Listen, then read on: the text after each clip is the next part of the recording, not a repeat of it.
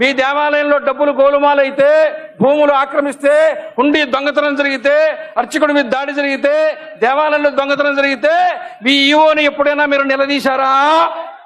మన ఆలయాలు, అది చిన్న గ్రామంలో చెట్టు కింద ఉండేటటువంటి ఓ అమ్మవారి సన్నిధి అయినా, ఎప్పటి నుంచో వందల సంవత్సరాలుగా వస్తుండేటటువంటి ఒక పెద్ద ఆలయమైనా, అక్కడ జరిగే ఆరాధనాది విధానాలని నిర్ణయం చేసేటటువంటి సంప్రదాయ ధార్మిక ఆచార్యులు పెద్దలు ఉన్నారు.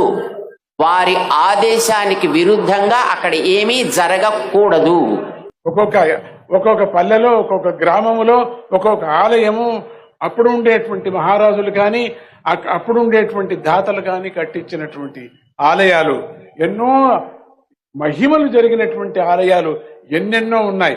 అవన్నీ కూడా మనం రక్షణ చేసుకునేటువంటిది, స్వతహా రక్షణ చేసుకునేటువంటి బాధ్యత మన మీద పడింది.